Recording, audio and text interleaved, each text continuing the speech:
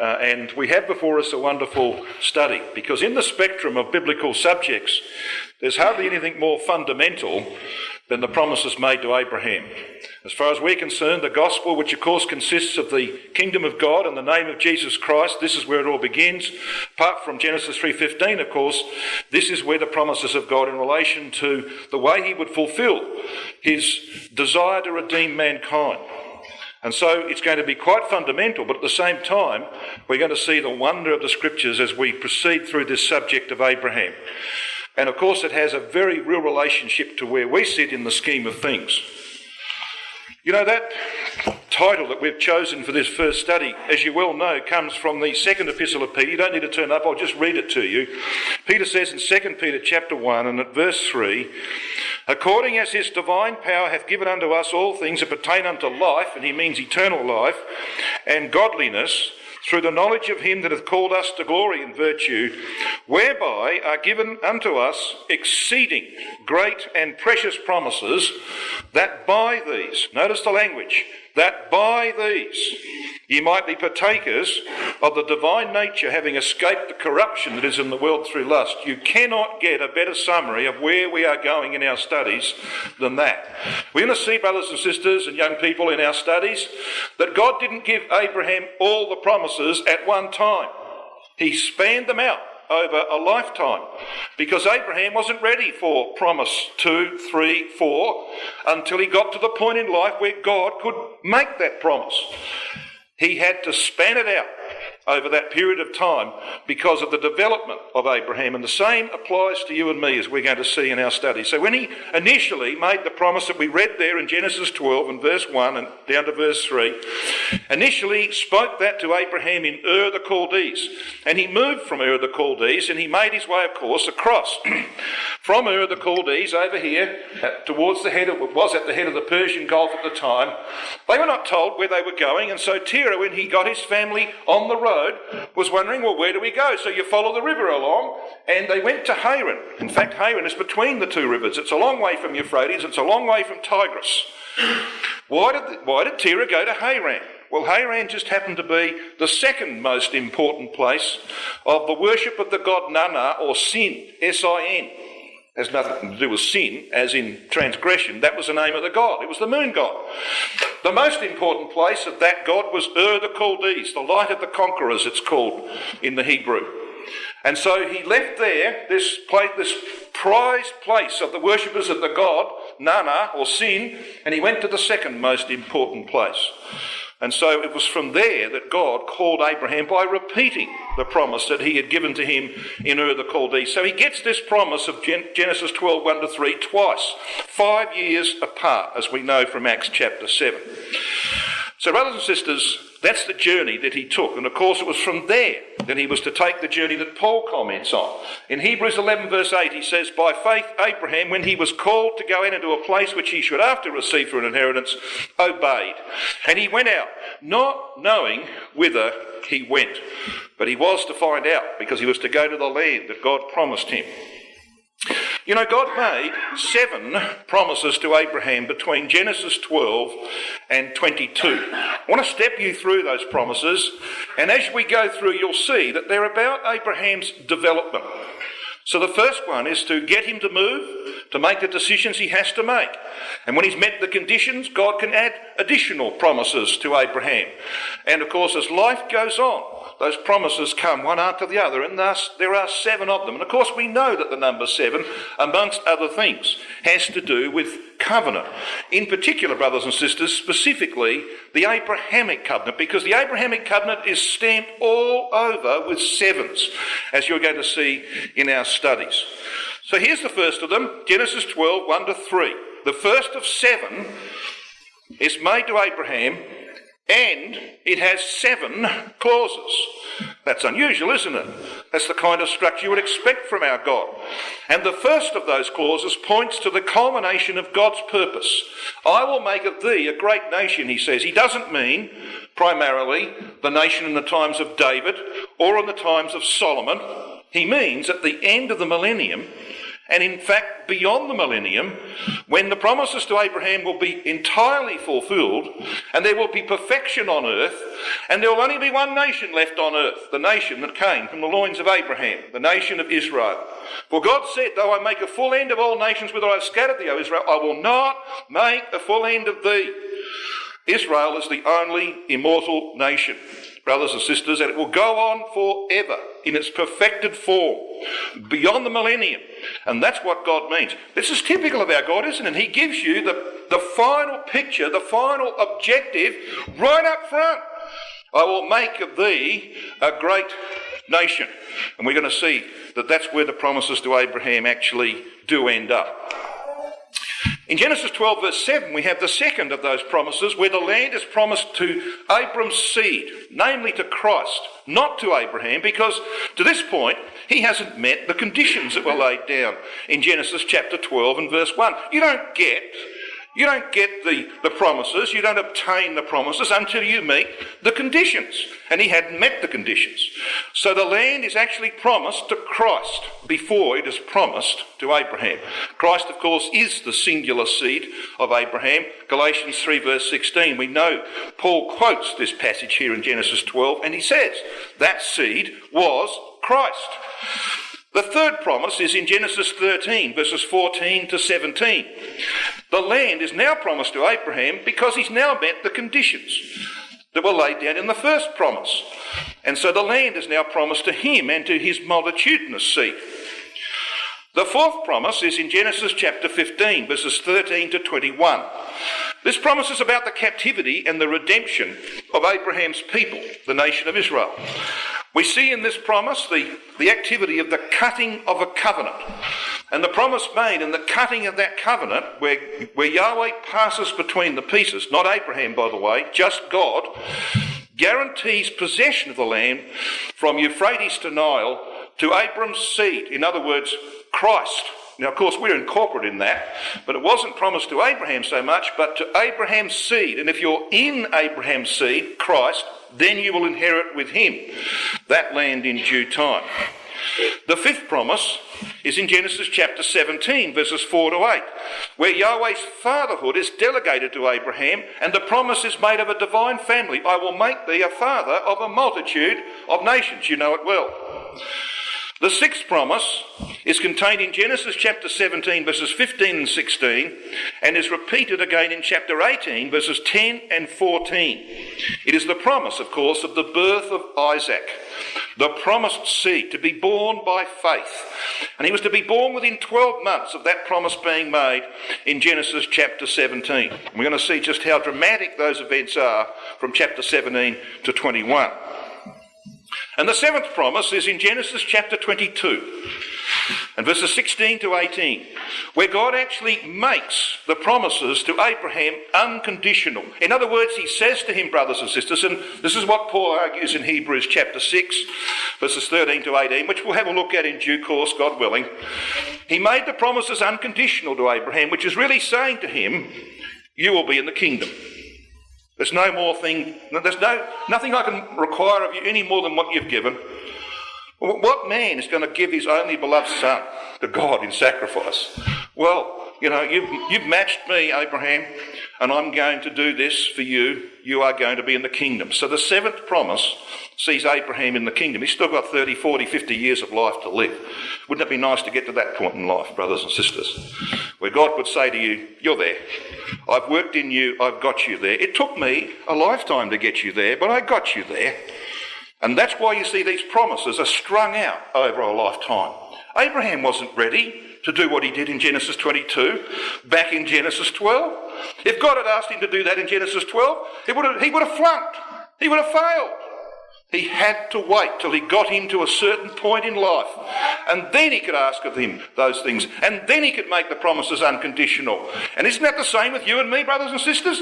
When you're first baptised, you ready? You ready then? Of course you're not. Takes God a lifetime to work in your life, to bless you. I'm going to find out what that means. Blessed with faithful Abraham. We know precisely what it means. And we'll see the hand of God in our own experience. Now, what about this seventh promise? It's preceded by a covenant with Gentiles, where 7 ewe lambs are offered. Genesis 21, verses 22 to 32. We'll come to that in due time. Hence the naming of Beersheba, the well of the 7.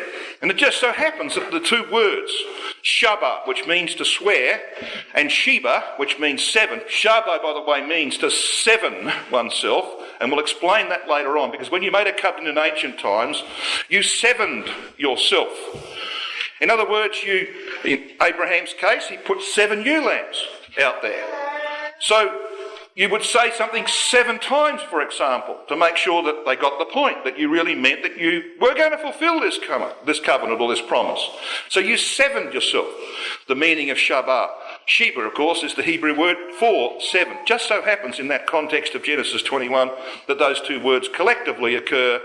You got it right first time. 7 times. The 7th promise has got 7 stamped all over it. And it culminates with Genesis 22 verse 18. And in thy seed shall all the nations of the earth be blessed. God willing, in our exhortation tomorrow, we'll come to Genesis 22. We're going to see just an awe-inspiring chapter that brings this process of redemption that God is working out in the life of Abraham to a beautiful culmination. And of course, we will see ourselves in all of that. Well, that's the introduction. That's where we're going to go over the course of this weekend, God willing, as these studies unfold. I want to come back now to Genesis 12. Let's start at the beginning.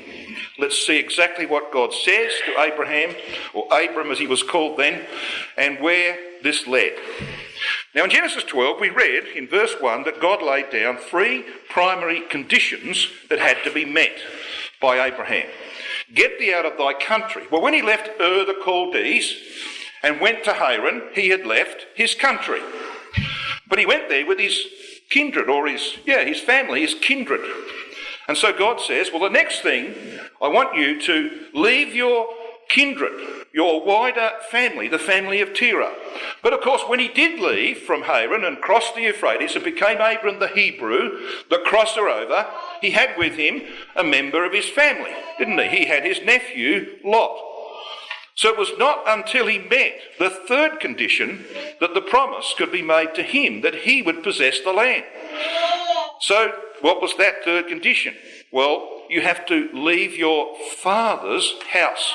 And so it's a remarkable thing that within a moment of Lot leaving the compound of Abraham in Genesis 13, God says to Abraham, right now, look around you. All the land that you see, it's yours. Because he'd met the 3rd condition.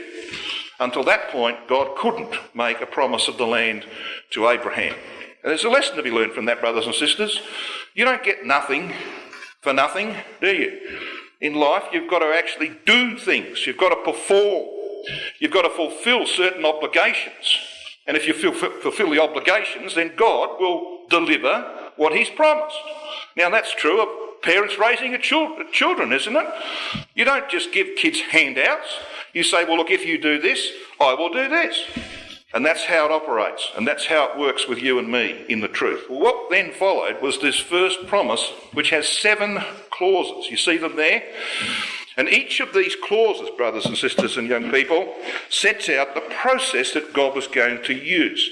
First and foremost, when he says, I will make of thee a great nation, there is the ultimate end, right up front. Now, how would that end be attained? Well, by the process of redemption. I will bless thee. We'll come to that, as I said, in a moment. The third, and make thy name great, indicates that God would start with one man. That's why Isaiah 51 says he called him alone. He began with one man. And through that one man, what would happen? Well, he would become a blessing to many others. The process of redemption, which was begun in Abraham, would be worked out in many, many others. And you, of course, you and I are testimony to that.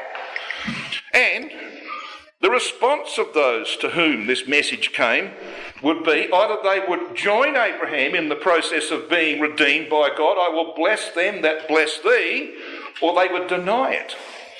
I will curse him that curseth thee. So those who have this heritage given to them but don't do anything with it, don't join with God in the work that he did in Abraham, well, they get a curse. So you see, you either get a blessing, God works to redeem, or you get a curse. And then, of course, he tells us in the 7th clause, and in thee shall all families of the earth be blessed. And this means that ultimately he's going to fulfill the 1st clause. If all families of the earth are blessed, and ultimately at the end of the millennium, everyone who's in Abraham and in his seed is immortalised, then he's achieved this. I will make of thee a great nation. So the whole divine program is set out in the first promise.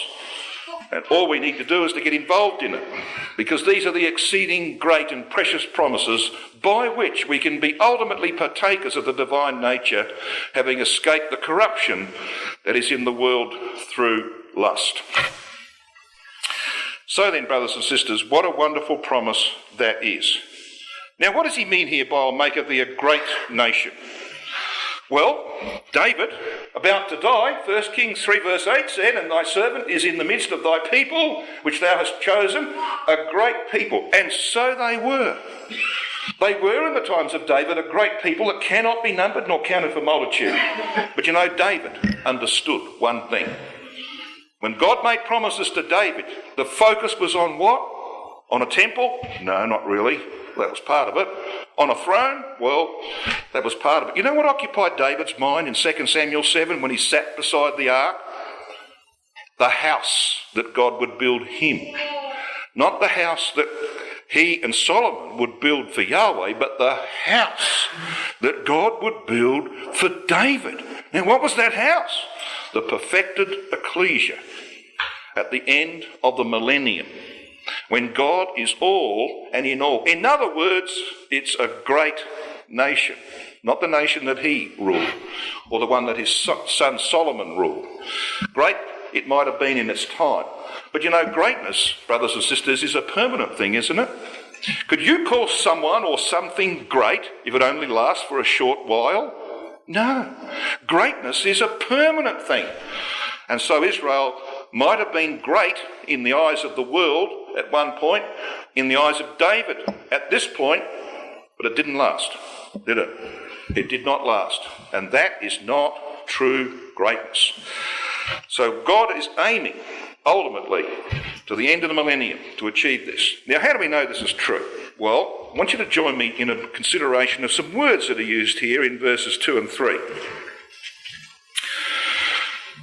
Let's take this word nation. It says, I will make of thee a great nation. In the singular, it's goy. Plural, I am on the end. Goyim. We're goyim. We're Gentiles, nations. So it has to do with peoples, generally. It first occurs in Genesis 10 verse 5 when God scatters the nations into 70 of them. It's rendered there Gentiles in verse 5 and nations. The next 4 occurrences are rendered nations in Genesis 10 verse 20, 31 and twice in verse 32. And the 7th occurrence, notice this, the 7th occurrence of this word, goyim, is in Genesis 12 verse 2. I will make of thee a great nation. So this one's staring you in the face. First clause of the promise. It's the 7th occurrence of this word in the Hebrew in the Bible. And the word great that precedes it, gadol, this is also the 7th occurrence of that Hebrew word in the Bible. You think there might be some sort of design in this? Well, I'm pretty sure there is some design in this. Because when you come to the word families, in thy seed shall all the families of the earth be blessed, which is the 7th part of that first promise. This word means a clan or a family or a tribe, hence a people or a nation. It first occurs in Genesis 8 verse 19, rendered kinds in the King James. The next 5 occurrences are rendered families, Genesis 10, 5, 18, 20, 31 and 32. The 7th occurrence of this Hebrew word just happens to be in Genesis 12 verse 3. In thee shall all families of the earth be blessed. Even the word blessed, the word barak, the 7th occurrence in the Old Testament is in Genesis 12 verse 2. I will bless thee. Okay? The 10th, because there's 2 more between the 7th and the 10th. The 10th is this word, the last word of the promise. In thee shall all families of the earth be blessed. 7, Abrahamic covenant number. 10, you know what 10 stands for in the Bible? All. Yes, exactly. The Abrahamic covenant will ultimately bring a blessing to people of all nations. Got a bit of a feel for the structure behind this first promise, brothers and sisters, young people? It's by design. The divine mind is here at work. So what does it mean? What does it actually mean to be blessed with faithful Abraham? Now, if you went to a church around us, they'd probably have someone there, sprinkling holy water on you or waving an incense thing, and you get a blessing. You've seen that garbage, haven't you? Right? Let's find out what the scripture means by being blessed with faithful Abraham. You need to come with me, if you would, to Acts chapter 3. And it'll probably be a good thing as we proceed with our studies that the chapter we're dealing with, and this happens to be Genesis 12, you might want to just put something in that so you can get back there quickly for the sake of time. Acts chapter 3, of course, is Peter's speech on the day of Pentecost, where 3,000 are baptised at the end of that day. And this is what we read. As I said, this word blessed that we've been talking about in Genesis chapter 12, verses 2 and 3 is barak. It occurs 4 times in the promise, and 4, of course, is the number of righteousness, as we're going to see as we proceed. In Acts 3, I want you to read with me verses 25 and 26. This is Peter. This is the culmination of his speech, and he says this. He's talking to the Jews. He says, "Ye are the children of the prophets, and of the covenant which God made with our fathers, saying unto Abraham, and in thy seed shall all the kindreds of the earth be blessed." So you know where that's from, don't you? That's Genesis 22, verse 18. It's also the last clause of the promise in Genesis 12. Then he says this in verse 26. It's very, very important, brothers and sisters and young people. He says, "Unto you, the Jews, first, God, having raised up his son, Jesus, sent him to bless you." You never saw Jesus Christ going around, did you, waving some kind of instrument, sprinkling holy water? No. So what does he mean? Well, he tells you what he means. "In turning every one of you away from your iniquities." That's a process of redemption. It doesn't happen overnight. It happens in a lifetime. And that's what it means to be blessed with faithful Abraham, brothers and sisters. God working in your life to turn you away from your iniquities. Like he's working in my life to turn me away from mine, and I got a few to be turned away. Is that true of you? Yeah. That's what it means to be blessed with faithful Abraham. And this word wickedness, and this is a translation here, this word wickedness or iniquities, poneria, occurs 7 times in the New Testament. Yeah, and that's the work of God's covenant, to turn you away from your iniquities. It means depravity, iniquity, wickedness, evil purposes and desires. You got a few of them? I got a few of them. Yeah. So the whole point of the promises made to Abraham was to work in your life progressively, day by day, until he's turned you away from your iniquities. He's going to justify you. Abraham was justified by faith, says Paul in Galatians 3 verse 8, and the word means to render righteous. Yeah, and that's the process that's worked out through these exceeding great and precious promises whereby you might escape the corruption that is in the world through lust that you bear in your own nature and share in the divine nature in due time. How fundamental is that, brothers and sisters? That's what life in the truth is all about, isn't it? We don't come to the meetings because it's on the schedule. We come to the meetings to be with those in whose lives God is turning away iniquity. And we want to share the experience with them. That's why we come to the meetings. I want you to come to Hebrews 11. We're in the New Testament. Come to Hebrews 11 and verse 1.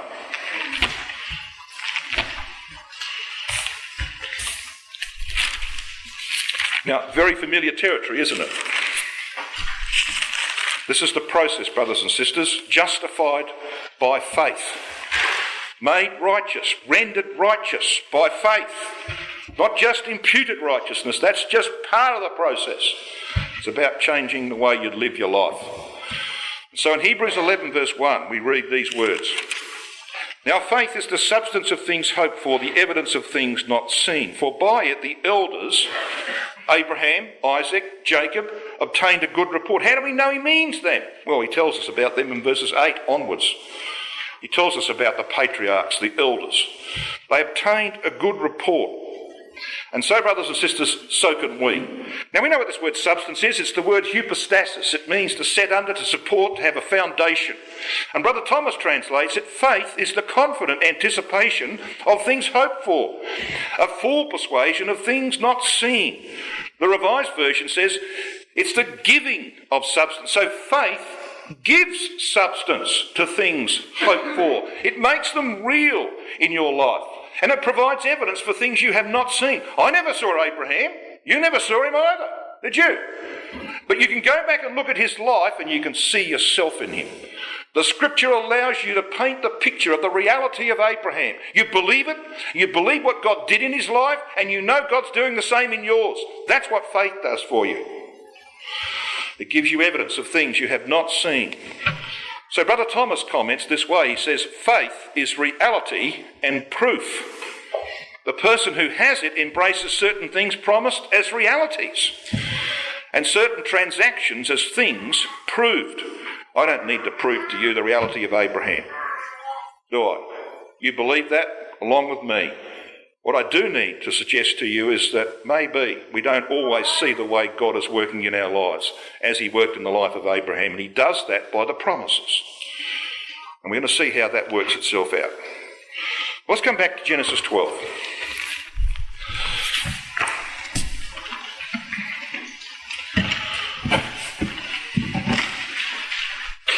Now in Genesis 12 we read Abraham departs from Haran. He's 75 years of age. In verse 4, he becomes Abram the Hebrew, the crosser over at the Euphrates, as it were, figuratively baptised. And in verse 5, he took Sarai his wife and Lot, his nephew, and all their substance, and their souls that they had gotten in Haran, and they went, look at the end of verse 5, and they went forth to go into the land of Canaan. And into the land of Canaan they came. Well, if you're going forth, you know, I left Manitoulin Island on Wednesday morning to go to the land of North Battleford, Saskatchewan they call it here. All right, and into the land of Saskatchewan I came. Isn't that amazing? Well, that's where the GPS sent me. You know, you want to read your Bible carefully. Why does it say that? They went forth in the land of Canaan, and in the land of Canaan they came. Read the next verse. And Abram passed through the land unto the place of Shechem, unto the oak of Moreh, and the Canaanite was then in the land. Surprise, surprise. So when I came to the land of Saskatchewan, what did I find? Saskatchewanese. It's the land of Saskatchewanans, whatever they call them here. Isn't it true? Well, of course you're going to find Canaanites if you come to the land of Canaan. So why does it tell us that? Well, because that's the problem, isn't it? Dwelling in the land that is promised to Abraham is a Canaanite, a lot of them. Yeah, and there's a few sitting in this hall too. Like me, I'm sitting up on a stool. My nature is Canaanite nature. That's what stands between me and an inheritance in the kingdom of God. A big Canaanite. So when you look at this word Canaan, it comes from Cana, which means that to bend the knee, hence to humiliate, to vanquish. It's got that idea of being brought into subjection. And you see, the Apostle Paul comments on this in Philippians 3:21. He says, of Christ, he says, who will transform, in actual fact, if you read the King James, it says, who will change our vile bodies. Remember that phrase? He will change our vile bodies into the likeness of his own glorious body. Remember that? Well, it's not a very good translation. You want to put a better one in. This is a much better translation. He says, actually, who shall transform the body of our humiliation, which is the meaning of Canaan. The body of our humiliation, to its becoming conformed to the body of his glory. I can't speak for you. I think I probably partly can. But I know what my body does to me. It humiliates me by sin and by weakness and frailty. That's why I'm sitting down right now. It humiliates me. Can't wait for the day of change, brothers and sisters, to get rid of the Canaanite. So you see, when Abraham came into the land, he was confronted by Canaanites, and so are you and I. So what do you do about that? Well, you make choices. That's why it says in verse 6, he came to Shechem. And Shechem is the place of choice. Now, if you looked, we're looking from the east here. This is Mount Gerizim, the Mount of Blessing in the Old Testament. This is Mount Ebal. You see, it's a bit higher. It's the Mount of Cursing. This is where Israel was brought in Joshua chapter 8, remember? And half the nation was on Gerizim and half on Ebal. And they shouted the blessings and cursing to the Lord across the valley. Yeah. Jacob's well is in here in the middle. Okay, so if you have a look at if you're standing above a man and you got past his bald head, whoops, let's go back there. Let's just go back one step.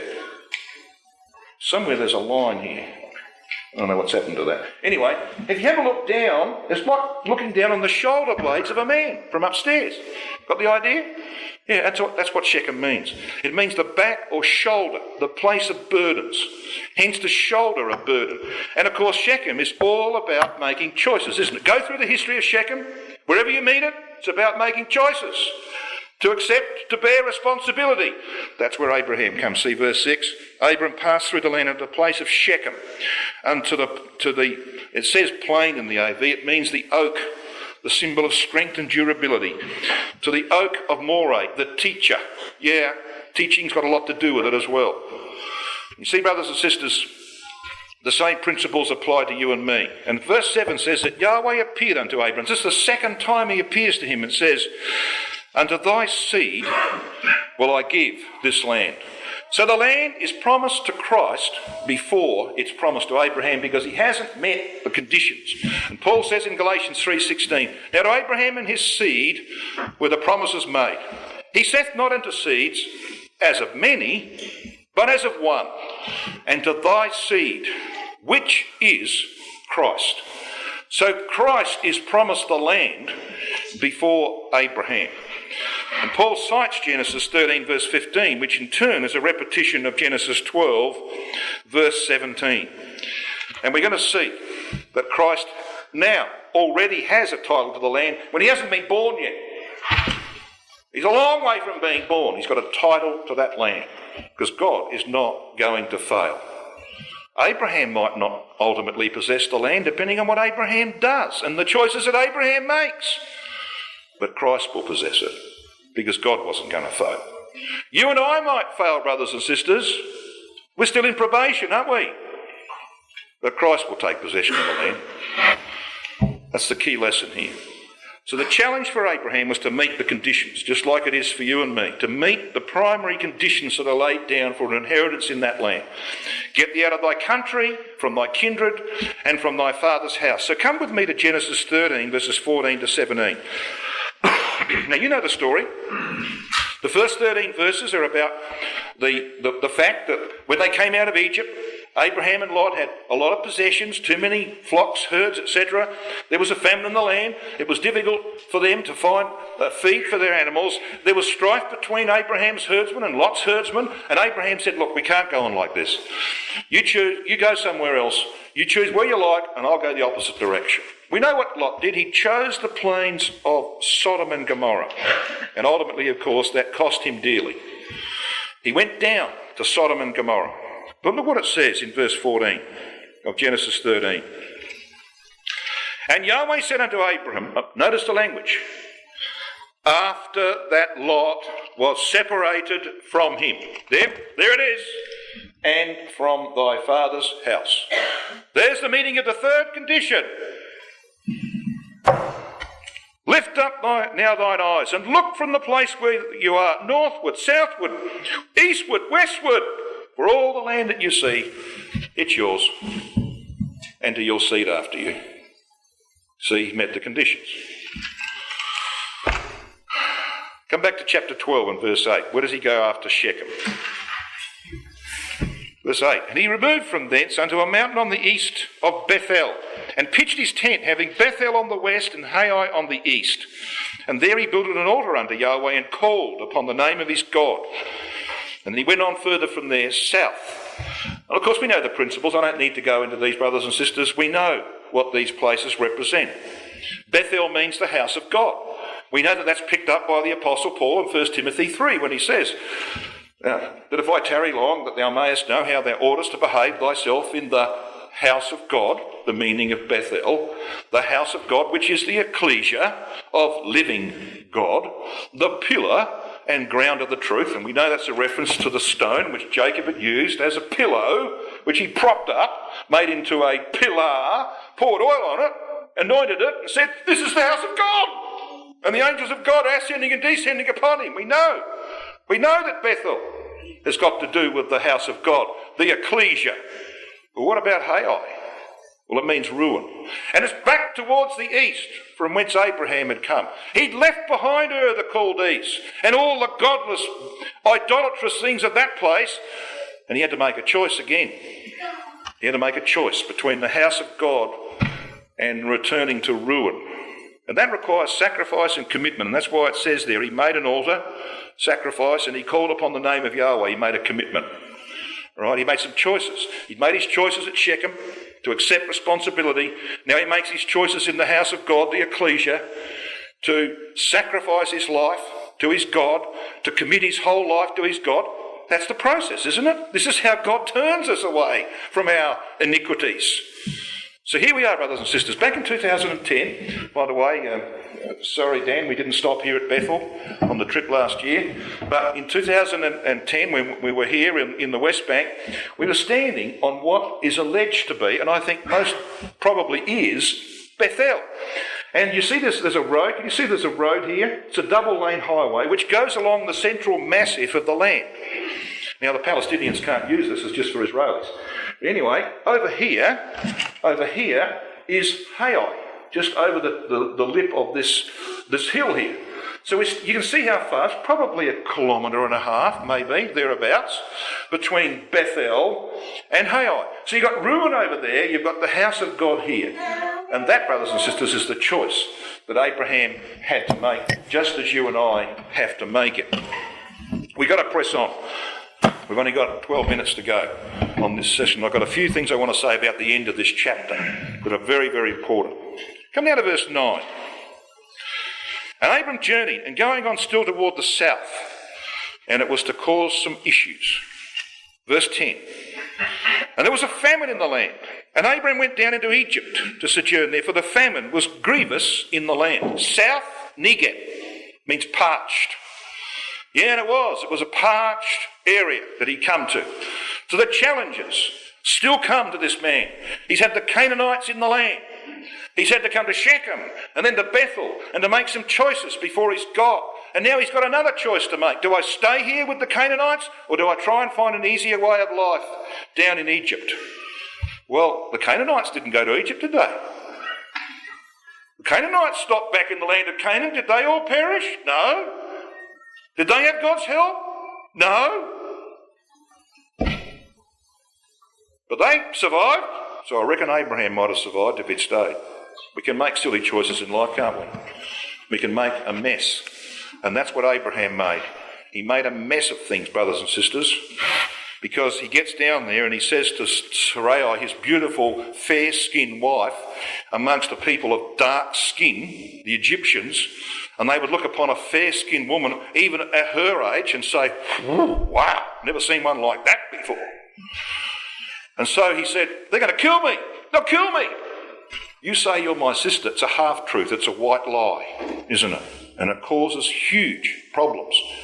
Brothers and sisters and young people, especially young people, if there's one thing that God needs to do in our life to turn us away from our iniquities, is to make us as he is. And you know what the leading characteristic of God is? Don't say mercy. You know what it is? Truth. Truth and honesty and integrity. And emeth, the word he uses, brothers and sisters, means stability, certainty. So you can rely absolutely upon God to tell you the truth, and you can rely upon him to be faithful and true to his principles. He will never, ever abdicate his righteousness for anyone.